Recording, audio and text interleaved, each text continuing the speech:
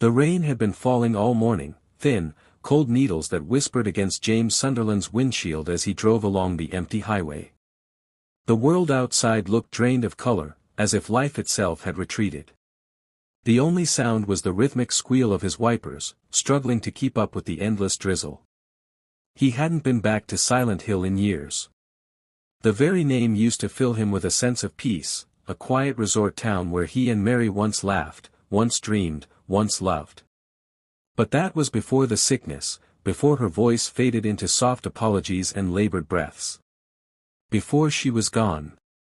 And yet, here he was again, drawn back by a letter that shouldn't exist. The envelope had arrived 2 days ago, tucked beneath his apartment door. The paper was yellowed, the handwriting unmistakably hers. In my restless dreams, I see that town. Silent Hill. I'll be waiting for you there, James. He'd read it again and again, unable to comprehend how it could be real. Mary was dead. He remembered the hospital, the sterile air, the stillness. But that letter, her handwriting, her tone, it was too perfect to ignore. Now the fog was starting to roll in. The road ahead blurred into a white haze, swallowing the trees and the guardrails until there was nothing but endless gray. James slowed, peering through the mist. Silent Hill was close. He could feel it, deep in his gut, a crawling tension, like unseen eyes watching him from the fog. He parked by the familiar "Welcome to Silent Hill" sign. The paint was chipped, the letters smeared with rust and decay. The once inviting slogan beneath, "A quiet little lakeside town," was barely legible.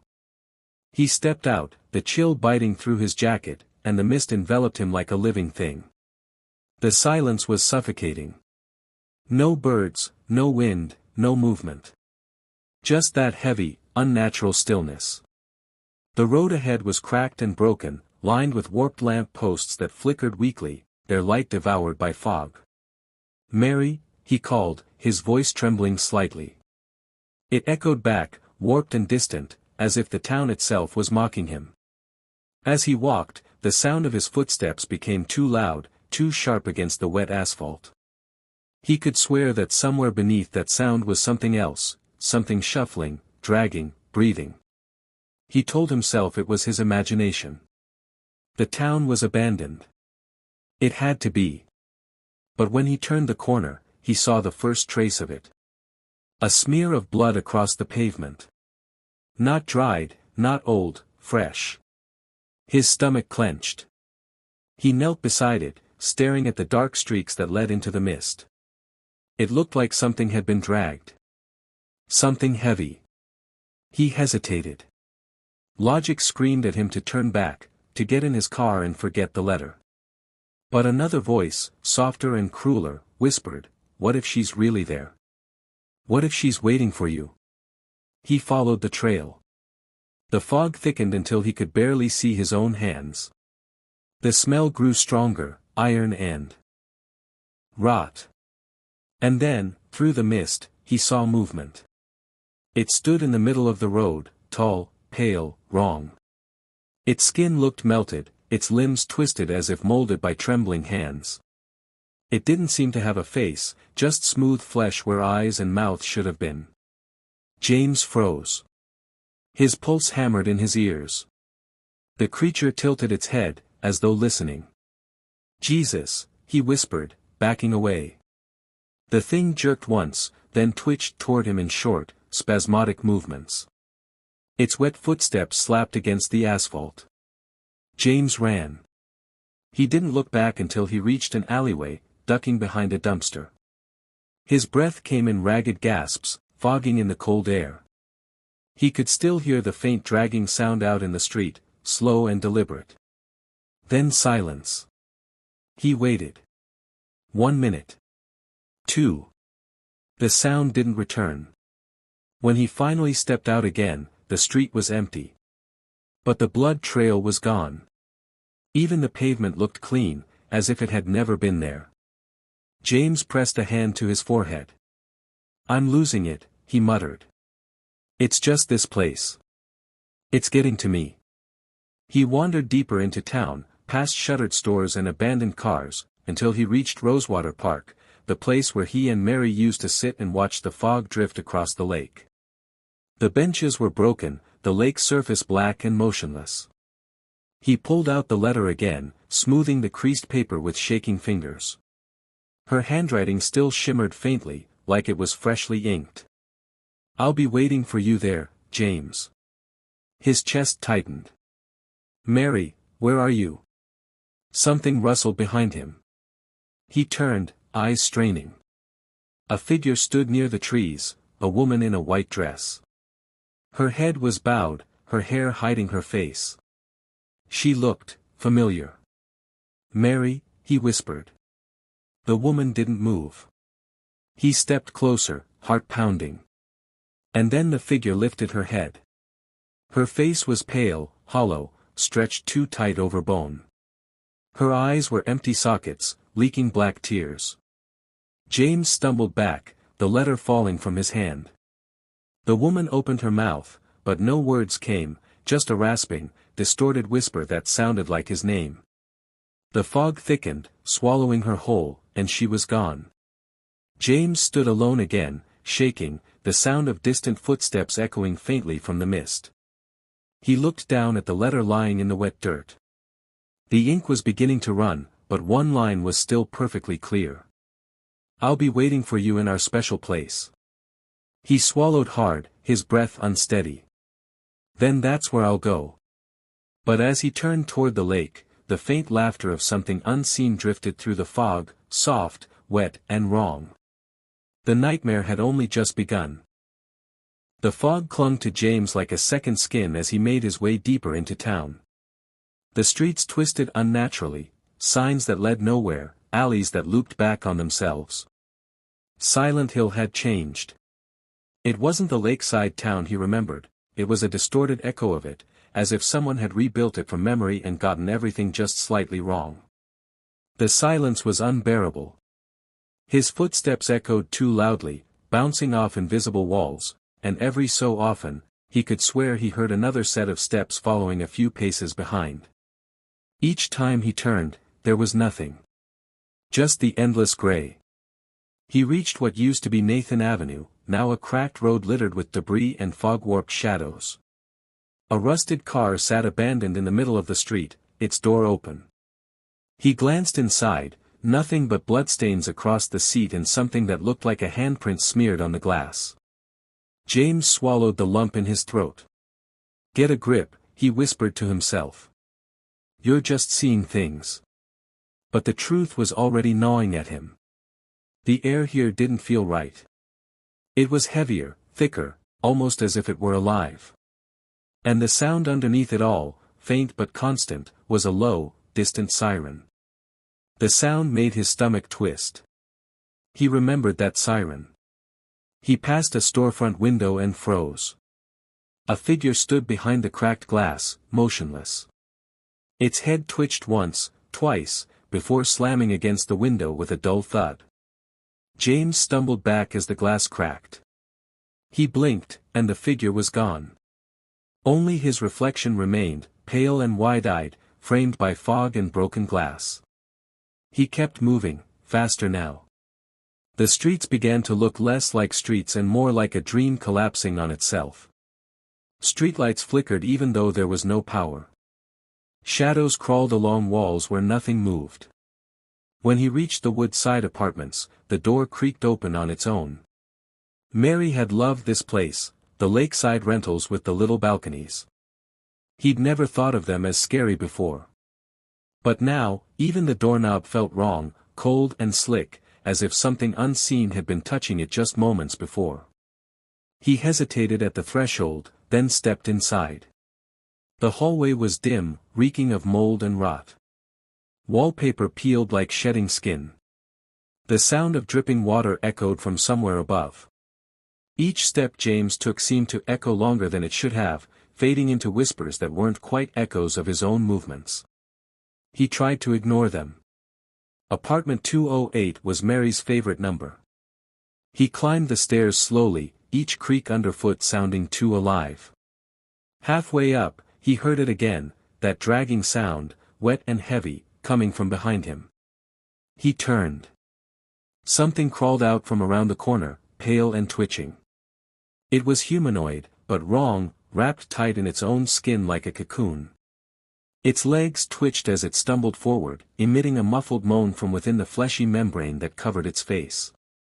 James stumbled back, searching for something, anything, to defend himself.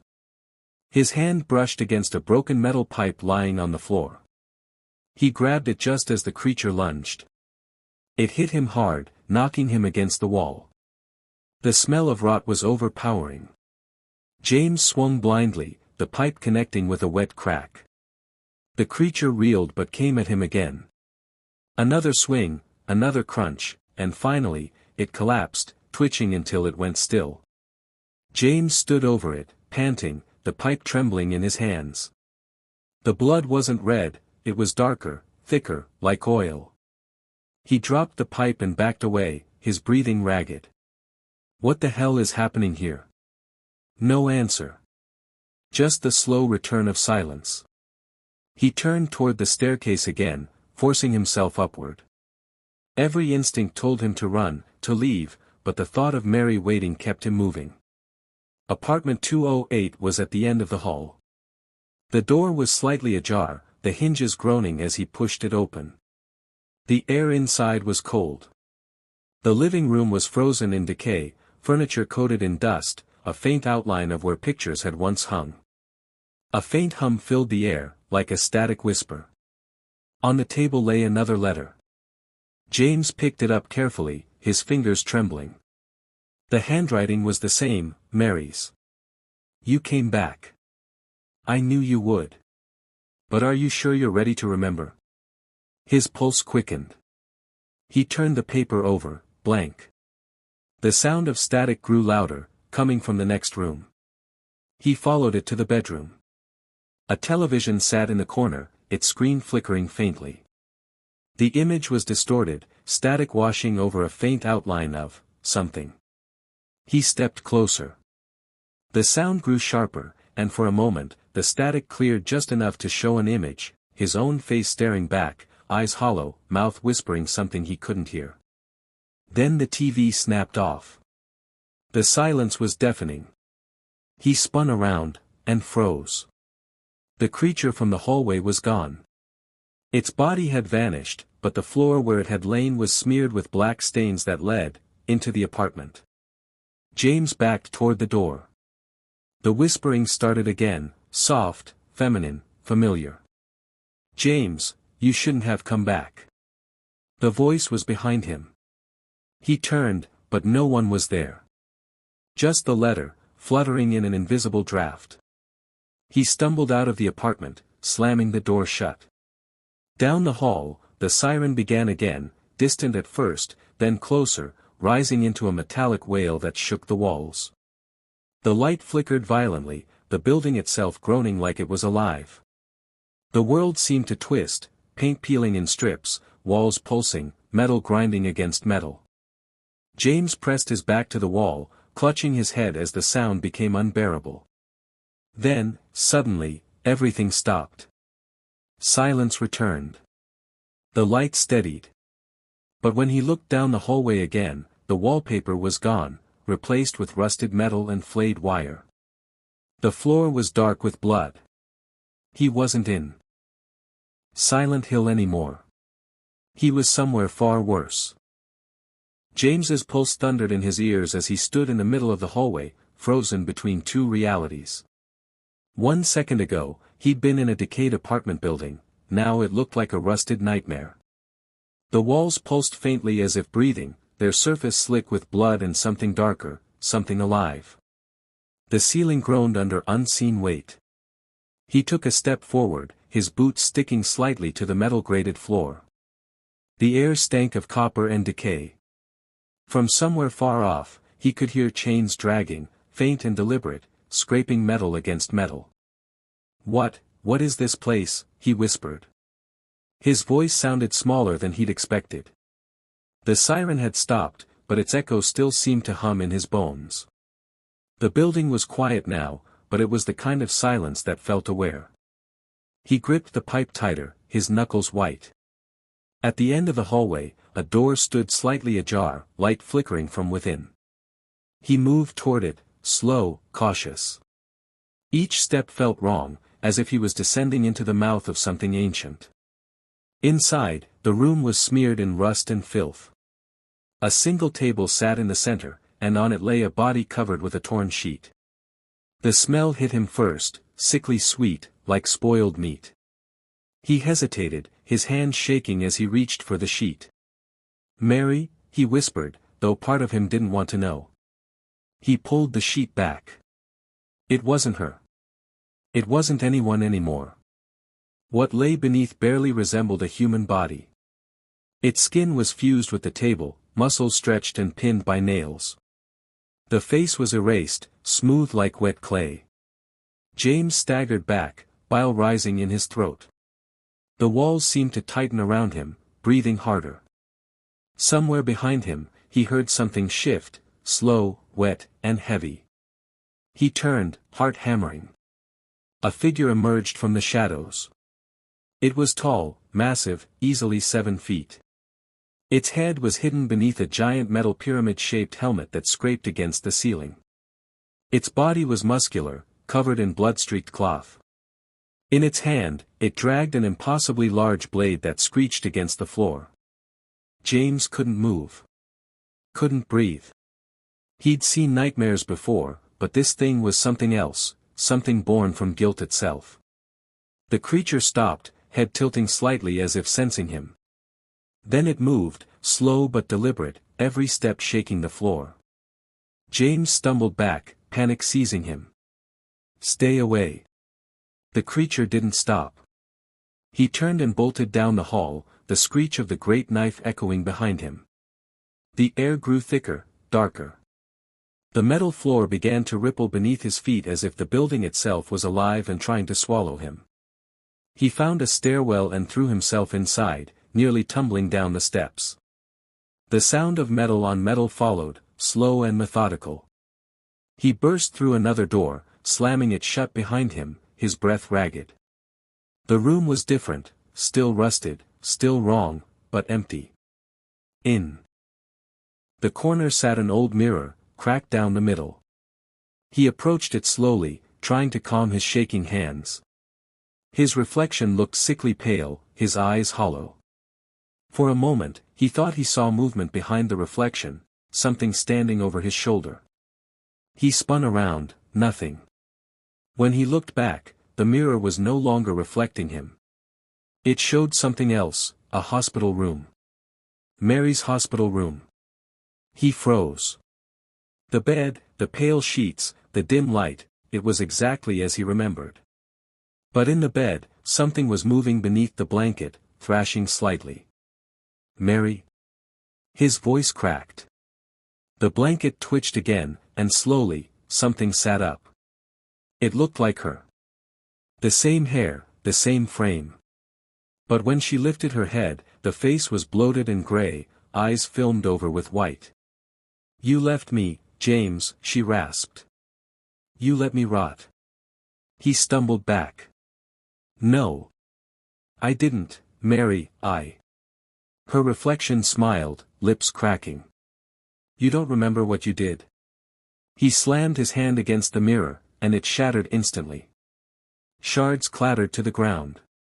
For a split second, his reflection remained, smiling even though he wasn't. Then everything went dark. The lights flickered back on, weak and trembling. The room was normal again, or as normal as Silent Hill ever got. The rust was gone, the air clearer. But the fear didn't fade. James fell to his knees, gasping, gripping his head. He didn't know what was real anymore.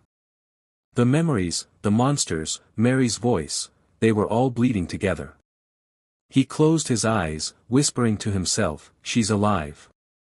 She has to be alive. I just have to find her." But when he opened his eyes, there was something new on the floor, a photograph. He picked it up carefully. It was him and Mary, taken by the lake years ago. She was smiling, radiant. But someone had drawn over her eyes in black ink, and across the bottom, a message was scrawled in a trembling hand. "You can't bring back the dead." James's hands trembled. The photo slipped from his grip and fell face down onto the floor. Then, faintly, from the hallway outside, he heard the dragging of metal again. That sound, the blade scraping the floor, coming closer. He backed toward the door, eyes fixed on the handle, afraid to even breathe. And just before the footsteps stopped outside, the siren began again, deafening, shrieking, tearing through the air like a scream from the depths of hell. The world around him melted. The walls bled.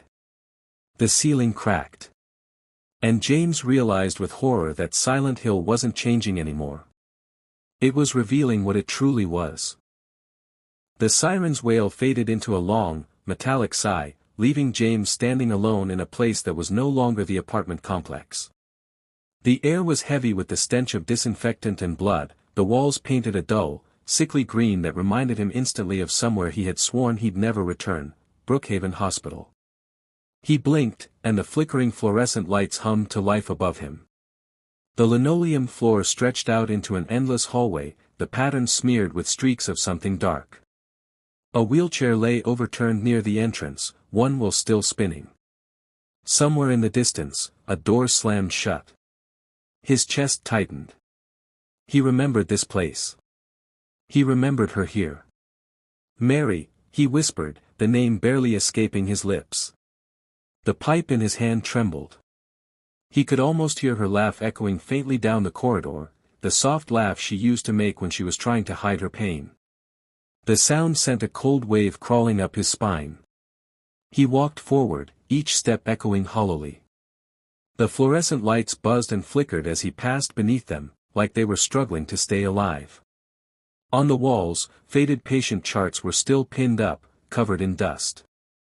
He stopped at one and brushed it off. Patient, Mary S. Room, 302.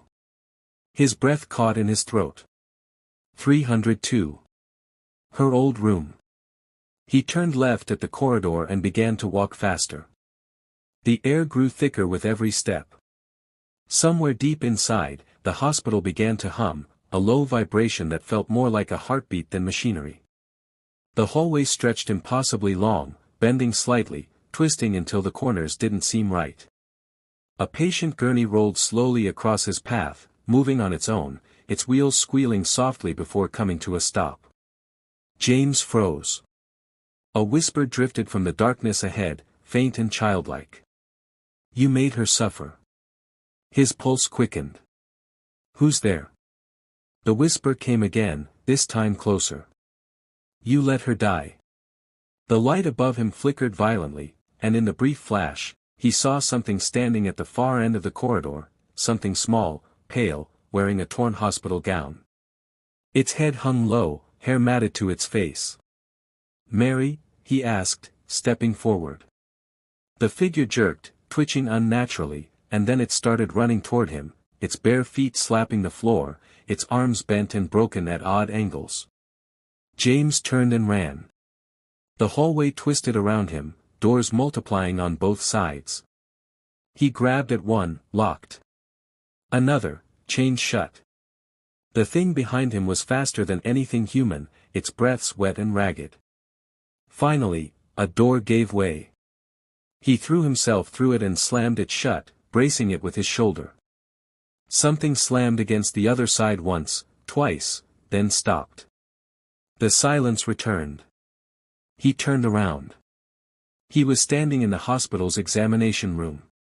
The surgical lights flickered, illuminating an operating table in the center. Tools lay scattered, scalpels, clamps, syringes, each one caked in rust and something darker. And then he saw the bed. Someone was lying on it, covered with a white sheet. "Mary," he whispered again, his voice cracking. The air in the room grew colder. He could see his breath now. Slowly, he stepped closer. His fingers trembled as he reached for the edge of the sheet. Before he could pull it back, the thing on the table moved.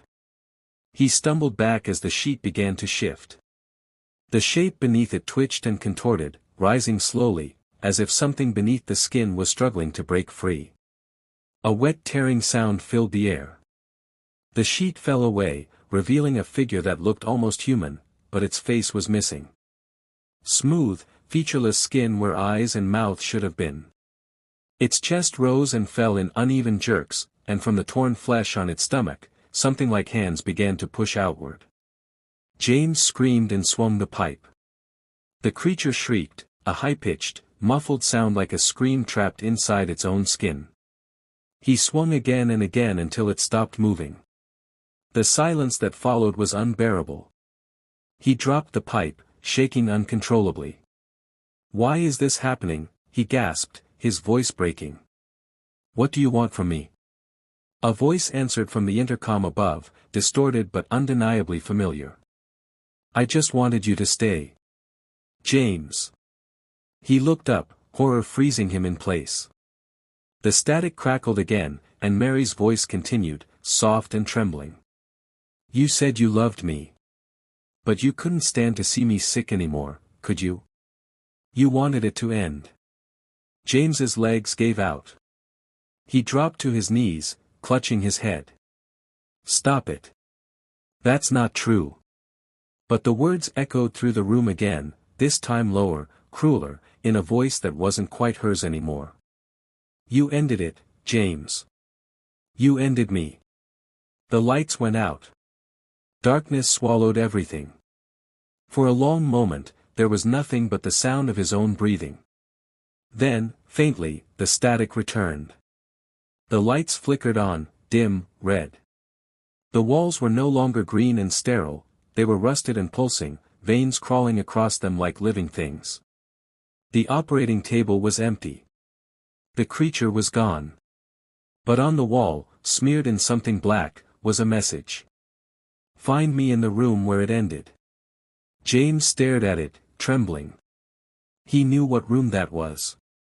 Room 302. As he turned toward the door, a faint sound echoed behind him, a metallic dragging, slow and deliberate. Pyramid Head was here. The siren began again, distant but growing louder, shaking the very air. James didn't wait. He ran through the twisting corridors, deeper into the nightmare, toward the room that held the truth he didn't want to face. And behind him, the blade scraped closer and closer, chasing him through the hell he had built for himself. The corridors of Brookhaven Hospital twisted like veins through a dying body. James ran, the echo of his footsteps melting into the wailing siren that pulsed somewhere deep within the walls. Every door he passed seemed to whisper his name, their hinges creaking with the weight of something unseen. The rusted floors groaned beneath him, and the air reeked of blood, rot, and electricity. He clutched the pipe in his trembling hands, his knuckles white, his breath shallow. He knew where he was going. Room 302. Mary's room. The place where everything ended. But with each corner he turned, the hallways grew darker, narrower. Signs flickered on the walls, their letters rearranging themselves as if the building itself were alive. "Welcome home, James." He slowed, the words pressing into him like a knife. The walls began to hum, a low vibration that resonated in his bones. He looked to his left, rows of empty wheelchairs lined the corridor, each facing him. Their wheels began to spin on their own, one by one, squealing softly. "Stop," he whispered, voice cracking. "Just stop." But they didn't. Something in the air shifted, the silence before a storm. Then, faintly, he heard her voice again. "James. I'm waiting." It came from ahead, soft and melodic, just as he remembered. His heart skipped. He moved faster, nearly running now. Room 302. The sign appeared at the end of the hallway, barely visible through the fog that had seeped in from the cracks in the ceiling. The door stood slightly open, a faint light leaking through. His chest tightened. His hands shook.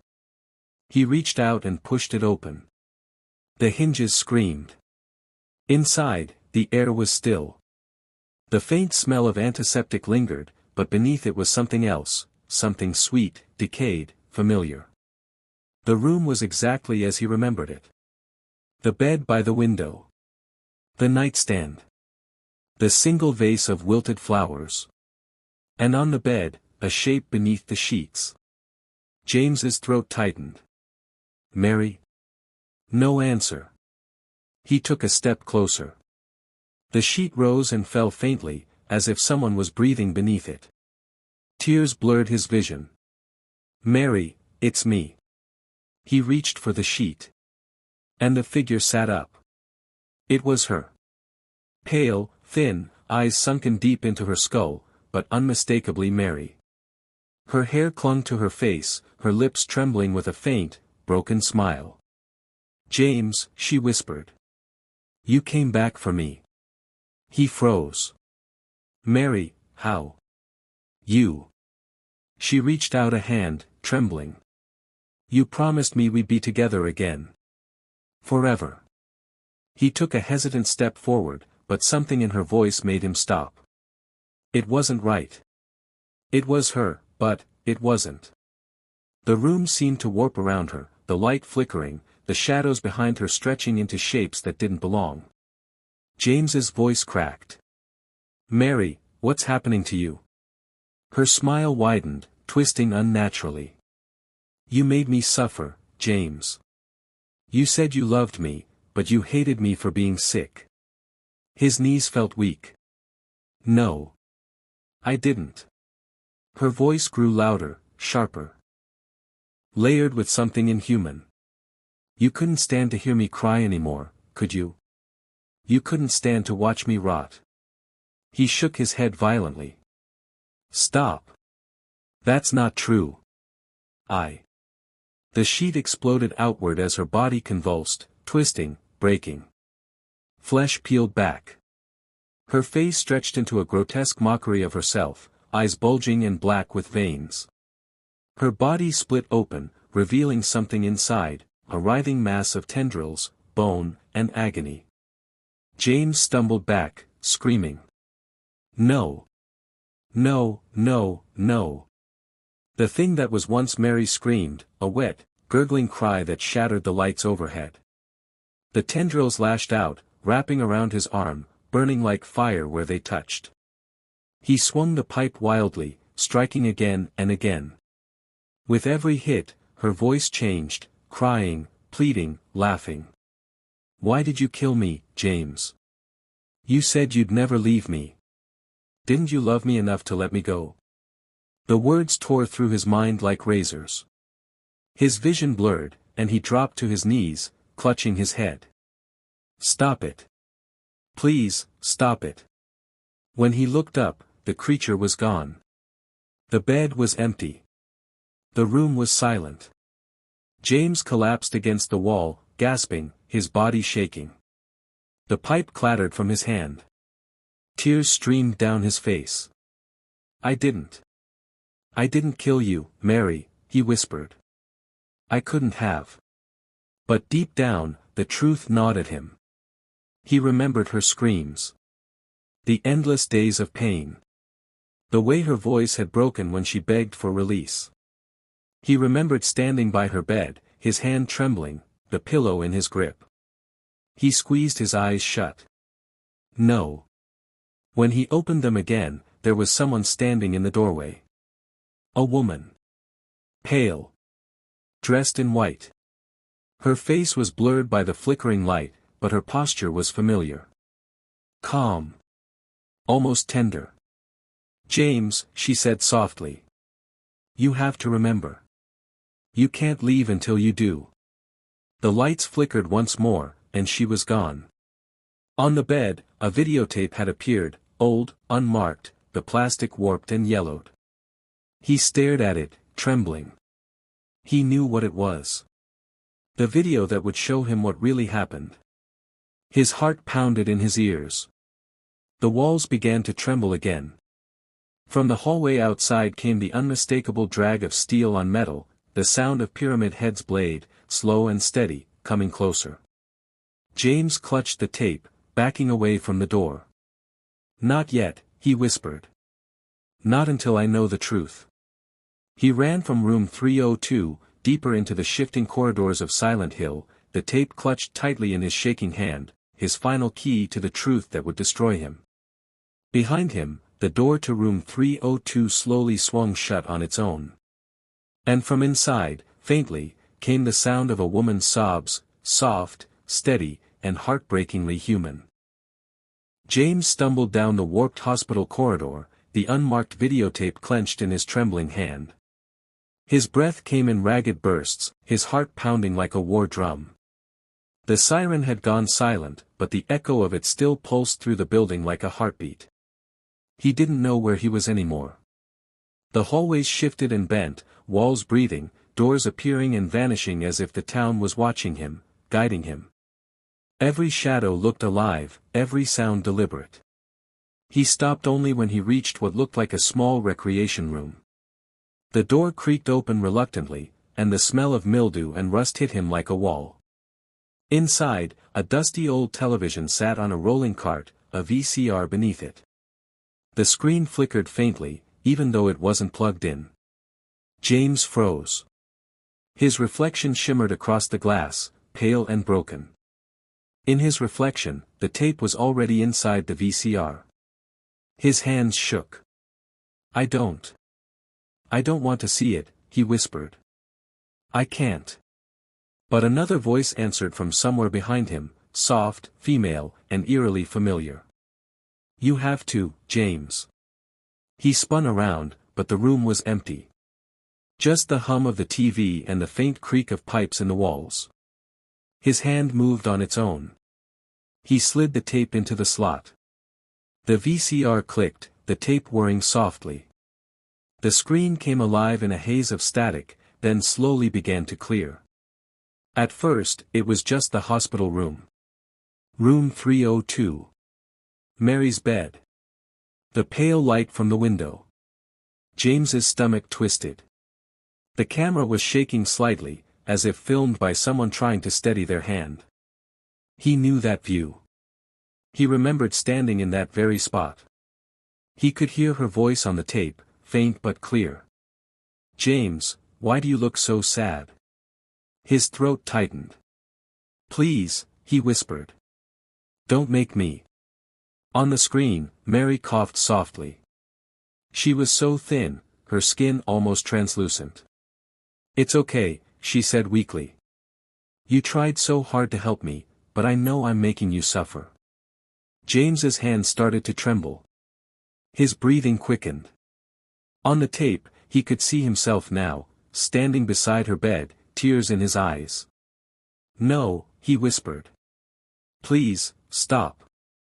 Mary's voice continued, weaker now. "James, when I'm gone, promise me you'll go to Silent Hill again. To our special place. I'll always be there." The image trembled. James on the screen leaned forward, his hand reaching for the pillow beside her. James's real self stumbled backward, shaking his head. "No. That's not how it happened. I didn't." But on the screen, the man's trembling hand pressed the pillow down. Mary struggled weakly at first. Her voice was muffled, desperate. "James. James, stop." Then silence. James's scream filled the room, raw and primal. He lunged at the TV, slamming his fist into the glass. The screen cracked but kept playing, the image warped and shaking. Her last breath echoed through the room. The tape clicked off. Silence fell. James collapsed to his knees, sobbing. "I didn't mean to. I just wanted to help her. I couldn't take it anymore." His words fell apart into broken gasps. For a long time, there was nothing but the sound of his breathing. Then, from the TV's cracked screen, the static began to hum again.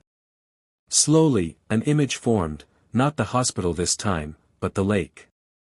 Silent Hill's lake. The same one he and Mary had loved. A figure stood at the shore, her hair blowing in the fog, her white dress rippling in the mist. Mary. She turned her head, as if sensing him, and her lips moved. "Come find me, James. At the lake."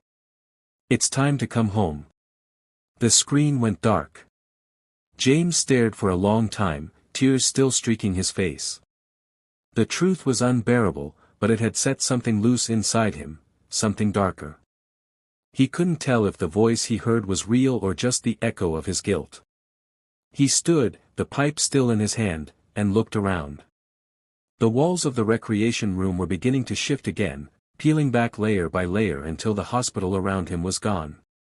Now he stood in the streets of Silent Hill once more, the fog thicker than ever. The town moaned softly, like something ancient breathing beneath the surface. He stumbled forward through the fog. Buildings melted in and out of sight. The pavement split, revealing glimpses of something moving beneath, black and twitching, like veins under skin. Everywhere he went, the whispers followed him. Murderer. You couldn't save her. You wanted her gone. James pressed his hands to his ears. Stop it. Stop it. But the whispers grew louder, weaving into the sound of a heartbeat, heavy and distorted. Then, faintly through the fog, he saw her again, Mary. Standing near the lake's edge. He ran toward her, his heart breaking with every step.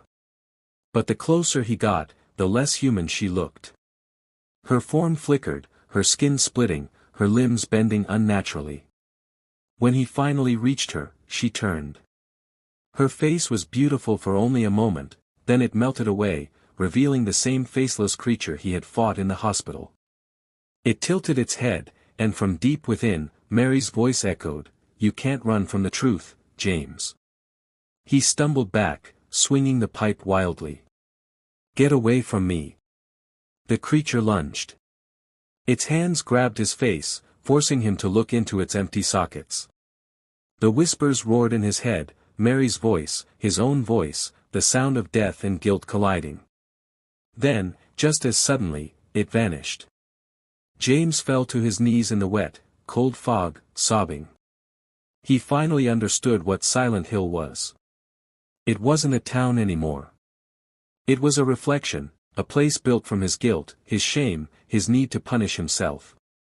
And Mary wasn't calling him back to be reunited. She was calling him back to face what he'd done. Somewhere in the distance, the siren began to wail again. The world around him started to peel away once more, revealing the rusted, bleeding version of Silent Hill beneath, the only one that was ever truly real. James rose to his feet, tears and rain mixing on his face. He knew where to go now. The lake. Their special place. That's where she was waiting. That's where it would finally end.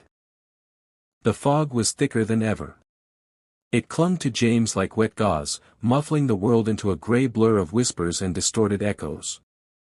The air smelled of decay and salt, the scent of the lake. His boots splashed through the shallow water pooling along the cracked street as he made his way toward the docks. Every step felt heavier, slower, like the town was trying to drag him down. The closer he came to the water, the louder the sound became, a low hum, like the town itself was alive, breathing through the mist. The fog shifted, forming shapes, faces, moments from his past. Mary in her hospital bed. Mary smiling at him on their honeymoon. Mary coughing, crying, begging. He pressed his hands to his head, trying to block it out. Stop. Please, just stop. But Silent Hill didn't stop. It never stopped. He reached the pier. The lake stretched endlessly into the fog, a flat gray mirror reflecting nothing. A single rowboat waited at the dock, rocking gently. It was old, paint peeling, rope frayed. Yet he knew it was waiting for him. The letter in his pocket felt warm against his chest. He pulled it out and read it again through the blur of his tears. In our special place, waiting for you. He swallowed hard. Mary. The name hurt to say. He stepped into the boat and began to row. The water was unnaturally still, no ripples, no current, just the faint creak of the oars. As he rowed deeper into the fog, the world began to change around him. The lake seemed endless, but soon, black shapes began to rise from beneath the water, bodies. Hundreds of them. Pale, eyeless faces staring upward from the depths, mouths open in silent screams. They were his sins. Each face was a piece of his guilt, every time he ignored Mary's pain, every moment of anger he buried. The boat slowed, the oars heavy as though the dead themselves were clinging to them. He rowed harder. "Let me through," he shouted.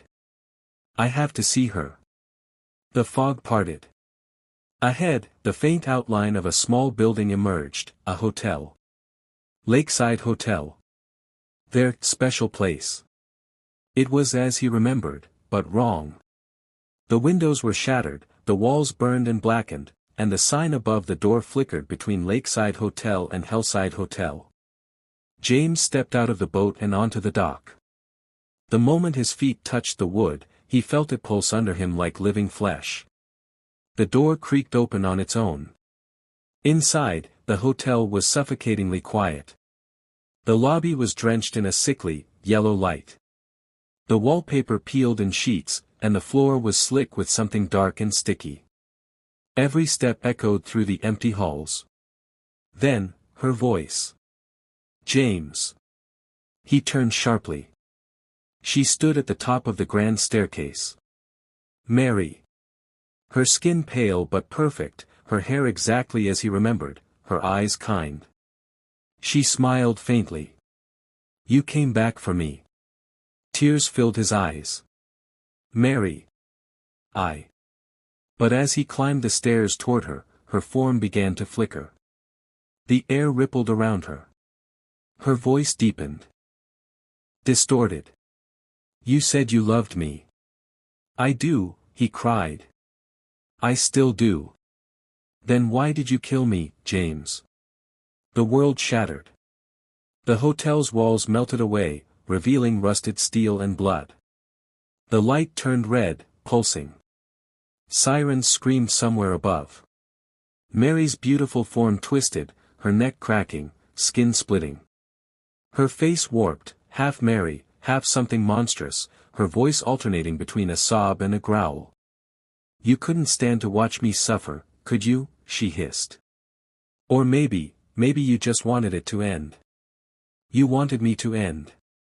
James fell to his knees, clutching his head. "No. I loved you. I didn't mean to, I couldn't." The creature screamed, a shrill, inhuman wail that shook the walls. Her body expanded grotesquely, tendrils ripping through her dress, her arms stretching, her face splitting into multiple layers of writhing flesh. She rose above him, a towering figure of pain and hate. "Look at what you made me," she roared. James staggered to his feet, his pipe trembling in his grip. "I'm sorry, Mary. I'm so sorry. Sorry won't bring me back." The room erupted into chaos. The floor cracked, chains erupted from the walls, lashing toward him. He swung the pipe, breaking through one, ducking another. The monster lunged, its tendrils wrapping around his throat. "Do you still love me?" it hissed in her voice. He choked, his eyes wide. "Yes, always."